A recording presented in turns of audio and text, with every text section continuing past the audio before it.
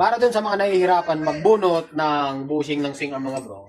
So, meron rin papakita dito sa inyo mga bro. Ito po yung lapit mo. Ito mga bro yung puller ng mga bushing. Yan, kahit hindi sa swing arm, basta meron kayong binubunot ng bushing mga bro. Ganitong tools ang dapat mayroon kayo. So, napakadali lang ito gamitin mga bro. Bali dito natin ito ihigpitan. So, ganito lang ang paggamit niya. Oh. Yan, ganito So, meron tayong dalawang nakahiwalay na, hindi ko alam kung anong tawag dito. Ayan So, ang dahilan bakit mas mahaba yung thread niya kasi dito tayo magpipihit. Kasi kung maliit lang na thread dito, parang bolt, baka mabusalsal or masira lang yung thread, no? Ganito mga bro, di ba? Ito halimbawa. Ito yung tinatawag na swing arm, pakita mo. Ayan, ito yung swing arm ng TMX 155. Okay? So, meron siyang butas at may yan. Ito yung bushing nasa loob po niyan.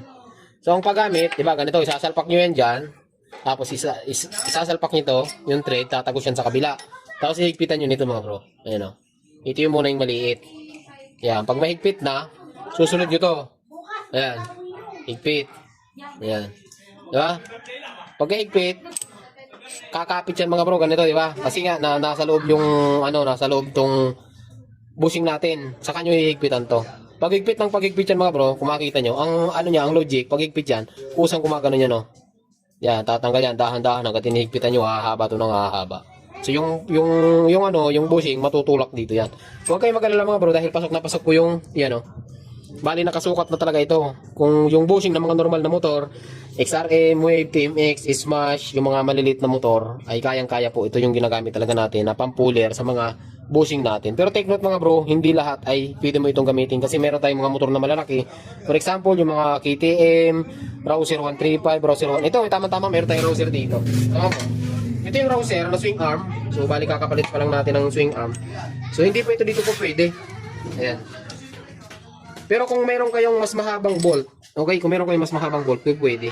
Ayan. Kasi ito mga bro, pag sinalpak nyo dito, kailangan tatagos dito yan, Ang problema, para mailak to, ayan, hindi po pwede, So, kung gusto nyong, mga bro, maghanap na lang kayo ng mas mahabang bolt para magamit nyo dito sa mga Kasi itong 180 mga bro, matitibay yung mga swing arm nito, mas mahaba yung kanyang mga bushing, Tapos ito, ang kagandahan dito mga bro sa 180, po kasi ito?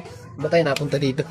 Bearing yan, Roller bearing yan, hindi kagaya ng ibang mga bushing, So, kaya dun sa mga doon sa mga nahihirapan magbunot ng swing arm bushing, dapat po mayroon kayong ganitong klaseng tools. So doon sa mga gusto ng order ng ganitong klaseng tools, i-check to mga bro yung Yellow Basket.